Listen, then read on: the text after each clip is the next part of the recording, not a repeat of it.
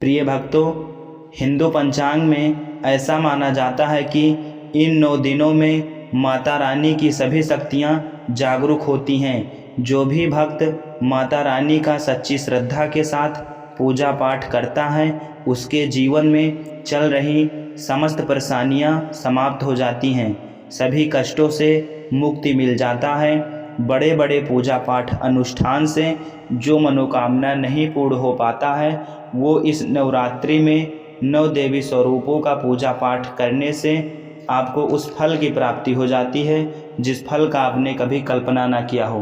प्रिय भक्तों, यदि आपके घर में पैसा नहीं टिकता है, आप बहुत ज़्यादा कर्जे में डूब गए हैं या आपके बहुत ज़्यादा शत्रु बन गए हैं, यदि आपका शत्रु परेशान कर रहा है, यदि आपके घर में किसी भी व्यक्ति के विवाह में अड़चन आ रही हो, यदि इस नवरात्रि में आप एक छोटा सा उपाय करेंगे तो आपको समस्त कष्टों से मुक्ति मिल जाएगा और आपके जो भी मनोकामना होंगे वो पूर्ण हो जाएंगे। प्रिय भक्तों, शारदीय नवरात्रि कब शुरू होगा, कितने तारीख को शुरू होगा, नवरात्रि में कौन सा उपाय करना है, नवरात्रि व्रत में क्या खाएं और क्या ना खाएं, माता रानी को प्रसन्न करने का सही तरीका, संपूर्ण जानकारी दी गई है इस वीडियो में।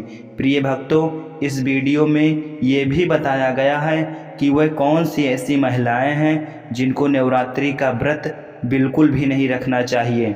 यदि नवरात्रि में ये 7 प्रकार की औरतें भूलकर भी व्रत कर लेती हैं तो वीडियो को पूरा देखें, वरना आपको बहुत ही बड़ा पाप भुगतना पड़ेगा। प्रिय भक्तों, पूज्य गुरु जी श्री प्रदीप जी मिश्रा जी द्वारा आइए जानते हैं कि नवरात्रि कब शुरू होगा और कितने समय स्टार्ट हो रहा है नवरात्रि, पूजन विधि का सही समय क्या रहने वाला है, कलशा गठन का सही समय क्या रहने वाला है, कौन सी औरतों को व्रत करना चाहिए, कौन सी औरतों को व्रत नहीं करना चाहिए, संपूर्ण जानकारी गुरु जी के माध्यम से प्राप्त करते हैं। भक्तों, हमारे हिंदू पंचांग में माना गया है कि इन 9 दिनों में मां दुर्गा से जुड़ी सभी शक्तियां जागृत हो जाती हैं।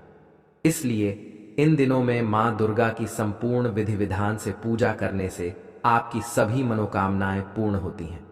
भक्तों, 5 महिलाओं को नवरात्रि का व्रत कभी नहीं रखना चाहिए।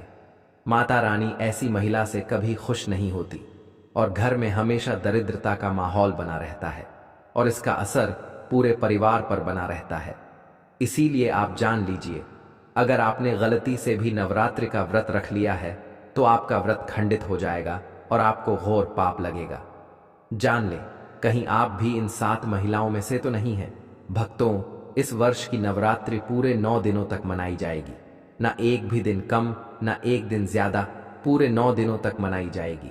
मां भगवती की विशेष रूप से पूजा आराधना की जाएगी। शारदीय नवरात्रि का महापर्व इस बार 2025 में नवरात्रि 22 सितंबर 2025 सोमवार से शुरू होकर नवरात्रि का समापन 2 अक्टूबर 2025 को विजयादशमी के साथ होगा। ऐसे में शारदीय नवरात्रि पर माता दुर्गा की कृपा पाने के लिए कलश स्थापना का शुभ मुहूर्त है और इस बार घट स्थापना का शुभ मुहूर्त 22 सितंबर को घट स्थापना करने का शुभ मुहूर्त सुबह 6:09 से लेकर सुबह 8:06 तक है। इस दौरान किसी भी समय घट स्थापना कर मां दुर्गा की पूजा अर्चना करें। अभिजीत मुहूर्त सुबह 11:49 से लेकर दोपहर 12:38 तक है। आप इन दोनों शुभ मुहूर्त में घट स्थापना कर सकते हैं। भक्तों, अभिजीत मुहूर्त में कलश स्थापना करना बहुत ही शुभ और मंगलकारी माना जाता है। जो भी माता का भक्त नवरात्रों में माता रानी की पूजा शुभ मुहूर्त में करता है तो वह पूजा बहुत ही शुभ और मंगलकारी मानी जाती है। इससे समस्त देवी देवताओं की कृपा प्राप्त होती है और पूजा पाठ का फल कई गुना फल भक्तों को प्राप्त होता है। भक्तों, इस बार के नवरात्रि बहुत ही शुभ और मंगलकारी माने जा रहे हैं। घर में सुख, समृद्धि, धन दौलत और शांति प्रदान करती है तथा घर से गरीबी और दरिद्रता का नाश करती है। घर में माता रानी का आगमन होता है। लेकिन क्या आप जानते हैं, कुछ ऐसी महिलाएं भी हैं जो इस व्रत को ना रखें तो अच्छा है, नहीं तो आपको माता रानी के क्रोध का सामना करना पड़ सकता है। मान्यताओं के अनुसार आज हम जिन महिलाओं के बारे में बात करने वाले हैं, उन्हें नवरात्र के व्रत से हमेशा दूर रहना चाहिए, नहीं तो आपके साथ कुछ बुरा हो सकता है, आपका पति किसी संकट में आ सकता है। तो चलिए भक्तों जानते हैं। भक्तों, नवरात्रि का व्रत शास्त्रों के अनुसार अगर आप किसी भी व्रत को दिखावे के तौर पर करते हैं तो यह घोर पाप माना जाता है। ऐसा करने से आप देवी देवताओं का मजाक ही नहीं उड़ाते, बल्कि आप पाप के भागीदार भी बनते हैं। मां भगवती ऐसे लोगों से कभी प्रसन्न नहीं होती, बल्कि उसको बर्बाद कर देती है। मां दुर्गा तभी प्रसन्न होते हैं जब आप सच्चे दिल से उन्हें पुकारें, पूजा पाठ और शास्त्रों का पालन करें।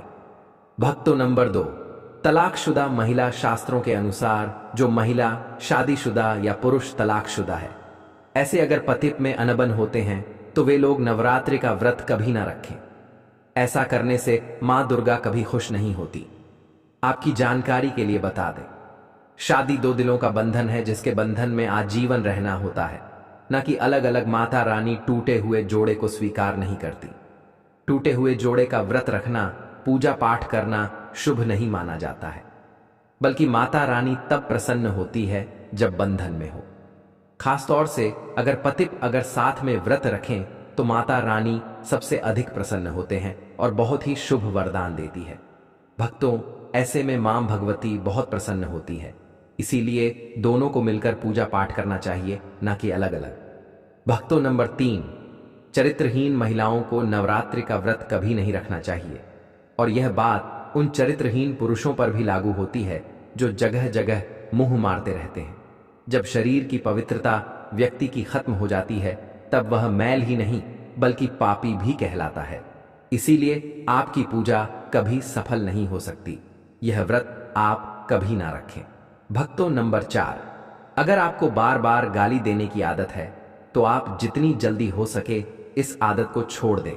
अगर माता रानी को प्रसन्न करना है तो घर में लड़ाई झगड़ा छोड़ दें, क्योंकि जिस घर में लड़ाई झगड़ा होता है उस घर में माता रानी कभी नहीं आती है। और व्रत में पूजा पाठ करना है तो जुबान से अधिक मीठे बोली ही बोले, ज्यादा कड़वे बोली। माता सरस्वती का अपमान होता है और आप पाप के भागीदार बन जाते हैं। भक्तों, नंबर 5, अगर आपको कोई गहरी बीमारी है तो आप इस व्रत को ना रखें। जैसे उदाहरण के तौर पर शुगर की बीमारी, दिल की बीमारी, हार्ट अटैक, शरीर में कमजोरी होना, चक्कर आना, बीपी का बढ़ जाना, शरीर में दर्द होना, तो आप यह व्रत कभी ना रखें, नहीं तो आपके साथ कुछ भी हो सकता है। इसीलिए सावधान रहें। नंबर 6, मासिक धर्म में भूलकर भी व्रत नहीं रखें, क्योंकि मासिक धर्म में जो आपके वस्त्र होते हैं वह मैल हो जाते हैं, इसलिए पूजा पाठ नहीं करना चाहिए। नंबर 7, जो महिलाएं अपने पति का अपमान करती वे व्रत ना ही रखें तो अच्छा है, क्योंकि ऐसी महिलाएं का पूजा मां दुर्गा कभी स्वीकार नहीं करती, बल्कि घोर पाप लगता है।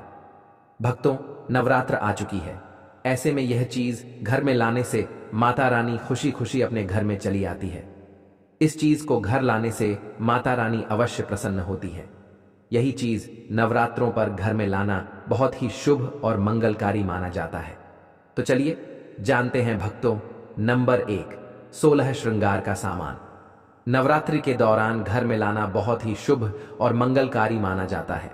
ऐसे में घर के बने मंदिर में रखने से जन्म जन्मांतर की गरीबी मिट जाती है और मां दुर्गा की कृपा सदैव घर पर बनी रहती है। पूरे वर्ष माता रानी की कृपा आप और आपके परिवार के ऊपर बनी रहती है। शास्त्रों में बताया गया है कि नवरात्रों के दिनों में 16 श्रृंगार का सामान घर के मंदिर में होना बहुत ही शुभ और मंगलकारी माना जाता है। आप जिस जगह घर में माता की आसन नवरात्रि व्रत करने के लिए स्थापित कर रहे हैं उस जगह पर 16 श्रृंगार का सामान रख दें। ऐसा करने से मां दुर्गा की कृपा सदैव घर पर बनी रहती है। मित्रों, नंबर 2, सोना चांदी या तांबे के सिक्के जरूर रखें। शास्त्रों के अनुसार सोने चांदी या तांबे से बनी किसी भी धातु को खास तौर से नवरात्रि के 9 दिनों में पूरे 9 दिनों तक घर के मंदिर में रखने से बहुत ही शुभ और मंगलकारी माना जाता है। नवरात्रि के दिनों में सोना चांदी तांबे घर में लाने से इसका फल कई गुना बढ़ जाता है। इसीलिए सोना चांदी या तांबे के सिक्के माता रानी के पास अवश्य रखें, इससे माता रानी बहुत प्रसन्न होती है। भक्तों, नंबर 3, शंख और गंगा जल। धर्म शास्त्रों के अनुसार नवरात्रों के अवसर पर शंख घर में जरूर लेकर आए माना जाता है। कि जिस घर के मंदिर में शंख नहीं रखा होता तो वहां पर देवी देवता कभी वास नहीं करते। शंख का सनातन धर्म में बहुत ही बड़ा महत्व होता है। नियमित शंख को बजाने पर कई गुना सकारात्मक ऊर्जा प्राप्त होती है और नकारात्मकता ऊर्जा को नष्ट करती है। धन की देवी मां लक्ष्मी अति प्रसन्न होती है। वहीं धर्मशास्त्रों के अनुसार जिस घर के मंदिर में गंगा जल नहीं होता तो वह घर अपवित्र माना जाता है। गंगा जल मंदिर में अवश्य रखा होना चाहिए। यदि आप घर में गंगा जल लाने में असमर्थ हैं तो अपने आसपास किसी पवित्र स्थान, किसी तीर्थ स्थान का पानी लाकर घर में रखें। भक्तों, नवरात्रि में मां सरस्वती का प्रिय मोर पंख घर लाकर घर के मंदिर में रखने से कई सारे फायदे हैं। खास तौर से नवरात्रों के दिनों में मंदिर में मोर पंख जरूर रखें। ऐसा करने से मां दुर्गा बहुत प्रसन्न होती है। भक्तों, अब बात करते हैं माता रानी को नवरात्रि में कौन सी चीजें अर्पित कर सकते हैं। भक्तों, भूल कर भी माता रानी को यह चीजें कभी अर्पित मत करना, नहीं तो सारी जिंदगी बर्बाद रहोगे। जिंदगी भर रोने के सिवा कुछ नहीं मिलेगा। भक्तों, नंबर 1, नारियल। हिंदू धर्म में नारियल को सुख, समृद्धि, धन, श्रद्धा और सम्मान का सूचक माना जाता है। नारियल को श्रीफल भी कहा जाता है। नारियल का हर मांगलिक कार्य में विशेष महत्व होता है। जैसे कि हम सभी जानते हैं कि माता रानी के कई मंदिरों में नारियल से बलि भी दी जाती है और माता रानी के पूजन में नारियल का इस्तेमाल हम सभी करते हैं। खासकर कलश की स्थापना नारियल रखकर ही की जाती है। माता रानी के पूजन में हम नारियल इस्तेमाल करते समय कुछ गलतियां कर बैठते हैं। भक्तों, नारियल कई प्रकार के होते हैं। एक जटा वाला, दूसरा सूखा जिसके अंदर पानी होता है। जिस नारियल के अंदर पानी होता है, माता रानी के पूजन में सदैव पानी वाला और जटा वाला नारियल ही अर्पित करें। कलश स्थापन में साबुत नारियल होना चाहिए। नारियल चटका हुआ या टूटा हुआ नहीं होना चाहिए, क्योंकि साबुत नारियल ही पूर्ण और पवित्रता का प्रतीक होता है। साबुत नारियल ही सुख समृद्धि का प्रतीक होता है। साबुत नारियल को ही श्रीफल यानी कि मां लक्ष्मी का फल कहा जाता है।